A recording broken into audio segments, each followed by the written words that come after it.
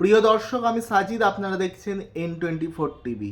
শুরুতেই আপনাদের সকলকে N24 টিভির সকল দর্শক বন্ধুদের জানাই নতুন বছরের অনেক অনেক শুভেচ্ছা ও অভিনন্দন। নতুন বছরে আজকে প্রথম ভিডিও নিয়ে আপনাদের সামনে হাজির হলাম। আর আজকে আমরা যেহেতু 2024 পড়ে গেছে এবং 2024-এর সামনেই কিন্তু লোকসভা ভোট, আর সেই ভোটের যে আলোচনা, ভোটের দামামা কিন্তু একেবারে বেজে গেছে। ভোট কিন্তু আর বেশি দেরি নেই, একেবারে আর কয়েকটা মাসের অপেক্ষা হাতে গোনা, তারপরেই কিন্তু লোকসভা ভোট। আর সেই ভোট নিয়ে কিন্তু রাজনীতির পারদ ক্রমেই চড়ছে। তো সেই ভোটকে উপলক্ষ করে বিভিন্ন রাজনৈতিক দল তারা কিন্তু মাঠে নেমে পড়েছে। আমরা প্রত্যেকটা পার্টির সম্ভাব্য প্রার্থী তালিকা নিয়ে আসবো, আমাদের চ্যানেলের মাধ্যমে আপনাদের সামনে তুলে ধরবো। এই মুহূর্তে আমাদের কাছে ভারতীয় জনতা পার্টির একটি সম্ভাব্য কয়েকটি প্রার্থীর নাম, কয়েকটি কেন্দ্রের প্রার্থীর নাম কিন্তু উঠে এসেছে। এতে আমাদের কোনো সোর্স নেই। একটি কলকাতার একটি নামকরা টিভি চ্যানেল, সেখানে তারা দাবি করছে তাদের হাতে এক্সক্লুসিভ রিপোর্ট রয়েছে, সেখান থেকে সংগৃহীত আমার এই প্রার্থী তালিকা। এবং অন্যান্য বেশ কিছু নিউজ চ্যানেল তারা কিন্তু এই তালিকা দেখিয়ে এটি বিজেপির রাজ্য স্তরের প্রস্তাব কেন্দ্রের কাছে, এমনটাই কিন্তু তারা দাবি করছে। সেই জিনিসটা, সেই যে প্রস্তাব, সেই যে প্রার্থী তালিকা, সেটা আপনাদের সামনে তুলে ধরবো। বিশেষত আজকে উত্তর 24 পরগনা এবং দক্ষিণ 24 পরগনার বেশ কিছু কেন্দ্রের প্রার্থী তালিকা, বিজেপির প্রার্থী তালিকা আমি আপনাদেরকে জানাবো আমার চ্যানেলের মাধ্যমে। প্রথমেই একেবারে উত্তর 24 পরগনার অন্তর্গত ব্যারাকপুর লোকসভা কেন্দ্র, যে ব্যারাকপুর লোকসভা কেন্দ্রে ঠিক 2019 সালে মানে এর আগের যে লোকসভা নির্বাচন হয়, সেখানে বিজেপির পক্ষ থেকে প্রার্থী হিসাবে ছিলেন অর্জুন সিং। অর্জুন সিং কিন্তু সেখানে জয়ী হয়েছিল এবং জয়ী হওয়ার পর তিনি কিন্তু আমরা দেখলাম তিনি তৃণমূলে যোগ দিয়েছেন এবং বর্তমানে কিন্তু তিনি তৃণমূলে রয়েছেন। সেই কারণে সেখানে প্রার্থী কে হবে বিজেপির, সেখানে প্রার্থী সম্ভাব্য প্রার্থী হতে পারে, যেমনটা ওই তালিকায় ওই প্রস্তাব রাজ্য স্তরের নেতৃত্বরা কেন্দ্রীয় নেতৃত্বের কাছে পাঠিয়েছেন। এমন নাম হচ্ছে একজন মনোজ ব্যানার্জি এবং উত্তম অধিকারী। এই দুজন কিন্তু সম্ভাব্য প্রার্থী তালিকায় রয়েছে ব্যারাকপুর লোকসভা কেন্দ্রে। এরপরে যে লোকসভা কেন্দ্র, সেটি হচ্ছে দমদম লোকসভা কেন্দ্রে আপনারা জানেন বিগত কয়েকটি লোকসভা নির্বাচনে সেখানে জয়ী হয়ে আসছে তৃণমূলের অত্যন্ত প্রবীণ একজন সাংসদ, প্রবীণ একজন নেতা সৌগত রায়। তিনি কিন্তু দমদম লোকসভা কেন্দ্র থেকে বেশ ব্যাপক ভালো মার্জিনেই কিন্তু জয়যুক্ত হয়। কিন্তু এবার সেই দমদম লোকসভা কেন্দ্রে আগের বছর তৃণমূলের সৌগত রায়ের সঙ্গে বিজেপির প্রার্থী ছিলেন শ্রমিক ভট্টাচার্য। তিনি কিন্তু পরাজিত হয়েছিলেন। এবং এই লোকসভা নির্বাচন 2024-এর এখানে বিজেপির প্রার্থী হিসাবে শ্রমিক ভট্টাচার্য নাম কিন্তু প্রস্তাব করা হয়নি। দমদম লোকসভা কেন্দ্রের জন্য যতদূর সম্ভাবনা রয়েছে, প্রার্থী হতে পারেন রাহুল সিনহা, প্রার্থী হতে পারেন হেভিওয়েট প্রার্থী রাহুল সিনহা। আর একজনের নাম কিন্তু এখানে রয়েছে বিশিষ্ট অভিনেত্রী রিমঝিম ঘোষ। এই দমদম কেন্দ্র কিন্তু অত্যন্ত তাৎপর্যপূর্ণ। এখানে একদম বিজেপির পক্ষ থেকে প্রার্থী হতে পারেন রাহুল সিনহা, অত্যন্ত হেভিওয়েট একজন বিজেপি নেতা, এবং অভিনেত্রী রিমঝিম ঘোষ। উল্টো দিকে সৌগত রায়।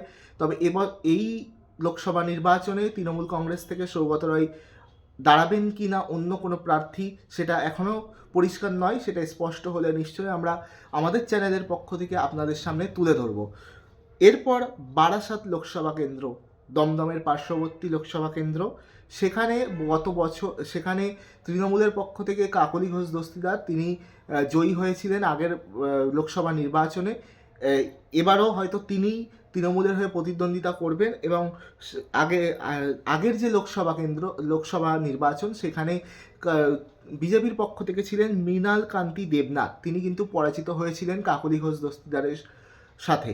এবার সেই বারাসাত লোকসভা কেন্দ্রে প্রার্থী হতে পারেন বিশিষ্ট দুটো নাম উঠে আসছে। প্রথমত একজন বিশিষ্ট অধ্যাপক বিমল শঙ্কর নন্দ, এনার নাম উঠে আসছে। আরেকজন হচ্ছে অভিনেত্রী রূপা গাঙ্গুলির নাম উঠে আসছে। এই দুজনের নাম কিন্তু উঠে আসছে বিজেপির পক্ষ থেকে বারাসাত লোকসভা কেন্দ্রে। এরপর বসিরহাট, অত্যন্ত গুরুত্বপূর্ণ একটা লোকসভা কেন্দ্র বসিরহাট। এই বসিরহাট লোকসভা কেন্দ্র কিন্তু আগের বারে বিজেপির পক্ষ থেকে সায়ন্তন বসু তিনি দাঁড়িয়েছিলেন, কিন্তু পরাজিত হয় অভিনেত্রী তৃণমূল কংগ্রেসের প্রার্থী অভিনেত্রী নুসরাত জাহানের সঙ্গে। এবারে তৃণমূলের পক্ষ থেকে যেমনটা সূত্র মারফত খবর, হয়তো বসিরহাট লোকসভা কেন্দ্রে নুসরাত জাহান তৃণমূলের প্রার্থী না হতে পারেন, সেখানে অন্য কোনো মুখ তৃণমূল কংগ্রেস দিতে পারেন, কিন্তু বিজেপিও সায়ন্তন বসুকে নয়, বিজেপিও নতুন মুখ দেওয়ার চেষ্টা করছেন। এই দমদম লোকসভা কেন্দ্রে যিনি আগের বিগত লোকসভা নির্বাচনে বিজেপির প্রার্থী হয়েছিলেন সেই শ্রমিক ভট্টাচার্য কিন্তু বসিরহাটের প্রার্থী হতে পারেন, এমনটাই কিন্তু রাজ্য বিজেপির পক্ষ থেকে প্রস্তাব দেওয়া হয়েছে। এই যে তালিকাটা কলকাতার বিভিন্ন টিভি চ্যানেলের কাছে এসছে, সেই তালিকা মারফত এমনটাই কিন্তু জানা যাচ্ছে। শ্রমিক ভট্টাচার্য বিগত দমদমে দাঁড়িয়েছিলেন, এবার তিনি কিন্তু বসিরহাটে দাঁড়াতে পারেন।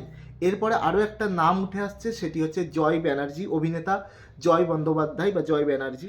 এরপরে একেবারে দক্ষিণ চব্বিশ পরগনায় চলে যাই। দক্ষিণ চব্বিশ পরগনার জয়নগর, সেই জয়নগর কিন্তু এখন কিন্তু রাজনীতির শীর্ষে। জয়নগরে প্রার্থী হতে পারেন মোহন সরকার। এরপরে মথুরাপুরে প্রার্থী হতে পারেন, বিজেপির পক্ষ থেকে প্রস্তাব পাঠানো হয়েছে দিলীপ জাটুয়া। এরপরে যে লোকসভা কেন্দ্র সেটি হচ্ছে ডায়মন্ড হারবার। এই ডায়মন্ড হারবারে কিন্তু প্রার্থী আগের 2019-এ ছিলেন নীলাঞ্জন রায়, অপরিচিত মুখ বিজেপির পক্ষ থেকে ছিলেন নীলাঞ্জন রায়। তিনি পরাজিত হয়েছিলেন অভিষেক বন্দ্যোপাধ্যায়ের কাছে। অভিষেক বন্দ্যোপাধ্যায় ডায়মন্ড হারবার থেকে জয়ী হয়েছিলেন। এবছরও এই যে লোকসভা নির্বাচন, এই লোকসভা নির্বাচনেও কিন্তু অভিষেক বন্দ্যোপাধ্যায় ডায়মন্ড হারবারে দাঁড়াতে পারেন। ডায়মন্ড হারবারটা কিন্তু এইবারে খুবই ভাইটাল, হেভিওয়েট প্রার্থী দাঁড়াচ্ছে। বিজেপির পক্ষ থেকে কে দাঁড়াতে পারে, কোন নাম প্রস্তাব করা হয়েছে বলবো, তার আগে বলি ডায়মন্ড হারবারে কিন্তু অভিষেক ব্যানার্জি তৃণমূলের পক্ষ থেকে প্রার্থী হবেন, যেহেতু ওখানকার সাংসদ হবার সম্ভাবনা 99% রয়েছে। এছাড়া সেখানে কিন্তু অলরেডি আপনারা জেনেছেন আইএসএফের পক্ষ থেকে ঘোষণা করা হয়েছে যে নওশাদ সিদ্দিকী প্রার্থী হতে পারেন, তবে এখনও কিন্তু চূড়ান্ত সিদ্ধান্ত নেওয়া হয়নি দলের পক্ষ থেকে।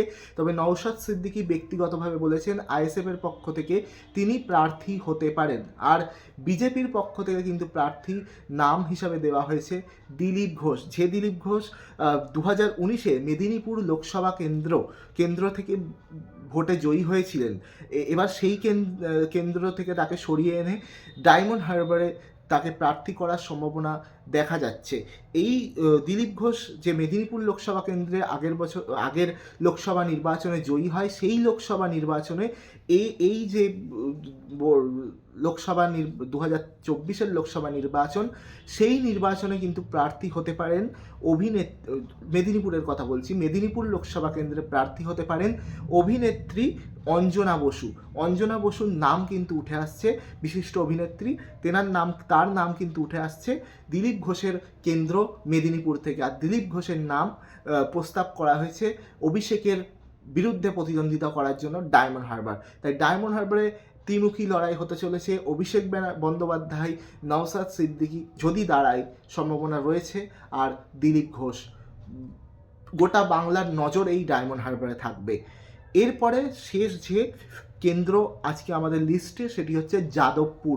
এই যাদবপুর লোকসভা কেন্দ্রে কিন্তু আপনারা জানেন যে তৃণমূলের পক্ষ থেকে অভিনেত্রী মিমি চক্রবর্তী বর্তমানে সাংসদ হিসাবে রয়েছেন। এবারেও সম্ভাবনা রয়েছে তবে যদিও তৃণমূলের পক্ষ থেকে কোনো কিছু ঘোষণা করা হয়নি, তবে মিমি চক্রবর্তী তৃণমূলের পক্ষ থেকে হয়তো দ্বিতীয়বার প্রার্থী হতে পারেন। কিন্তু বিজেপির পক্ষ থেকে এই 2024-এ লোকসভা নির্বাচনে প্রার্থী হিসাবে খুবই হেভিওয়েট একটি নাম ভেসে আসছে, সেটি হচ্ছে মিঠুন চক্রবর্তী, অভিনেতা মিঠুন চক্রবর্তী। তবে আবারও বলছি, এই এই যে লিস্ট, এই যে নামগুলো, এগুলো কিন্তু চূড়ান্ত নয়। এগুলো শুধুমাত্র প্রস্তাব হিসেবে রাজ্য নেতৃত্ব কেন্দ্রীয় নেতৃত্বকে পাঠিয়েছেন। এটা এ নিয়ে অনেকটা কাটাছেঁড়া হবে। দলের অভ্যন্তরীণ নীতি, দলের যে বিভিন্ন নিয়ম শৃঙ্খলা রয়েছেন, আলাপ আলোচনা করবেন। বিভিন্ন ব্যাপার স্যাপার থাকে একটা দলের মধ্যে, কাউকে প্রার্থী করবো বললেই হয় না, বিভিন্ন বিষয় থাকে, সেইগুলো সমস্ত কিছু ম্যানেজ করার পর, এবং যদি যে প্রার্থীর নাম প্রস্তাব করা হয়েছে তারা যদি সেই কেন্দ্র থেকে লড়তে রাজি হয়, প্রতিদ্বন্দ্বিতা করতে রাজি হয়, তারপরে কিন্তু চূড়ান্ত সিদ্ধান্ত দলের পক্ষ থেকে নেওয়া হবে। তাই বারবার বলছি, এটা কিন্তু একটা মানে সার্বিক একটা শুধুমাত্র প্রস্তাব। এটা পুরোপুরি 100% সম্ভাবনা নয়, তবে এর থেকে কিছুটা মিলতে পারে খুব তাড়াতাড়ি। সেটা আমরা হয়তো আর 2-1 মাসের মধ্যেই পুরোপুরি জানতে পারবো। এবং আরও একবার আপনাদের বলে দিই, শেষ, ব্যারাকপুর অর্জুন সিং যেখানে দাঁড়িয়েছিলেন, সেখানে মনোজ ব্যানার্জি উত্তম অধিকারীর নাম ভেসে আসছে। দমদমে রাহুল সিনহা, রিমঝিম ঘোষ, বারাসাতে বিমল শঙ্কর নন্দ, রূপা গাঙ্গুলি, বসিরহাটে শ্রমিক ভট্টাচার্য আর জয় ব্যানার্জির নাম উঠে আসছে। জয়নগরে মোহন সরকার, মথুরাপুরে দিলীপ জাটুয়া, ডায়মন্ড হারবারে দিলীপ ঘোষ এবং যাদবপুরে মিঠুন চক্রবর্তীর নাম উঠে আসছে। সবগুলো নাম কিন্তু প্রস্তাব করা হয়েছে রাজ্য বিজেপির পক্ষ থেকে কেন্দ্রীয় নেতৃত্বের কাছে। এবার দেখা যাক এর মধ্যে থেকে আর কিছু দিন যেতে না যেতেই আমরা কিন্তু সমস্তটা আমাদের কাছে স্পষ্ট হয়ে যাবে। যখন ঘোষণা করা হবে তখন নিশ্চয়ই আপনাদের সামনে আমি আমার এই চ্যানেলের মাধ্যমে প্রতিটা দলের প্রতিটা প্রার্থীর নাম আমি নিয়ে আসব। ততক্ষণ দেখতে থাকুন আমাদের চ্যানেল, এবং ভালো লাগলে সাবস্ক্রাইব করবেন, ফেসবুক থেকে দেখলে ফলো করবেন, লাইক করবেন, কমেন্ট করবেন।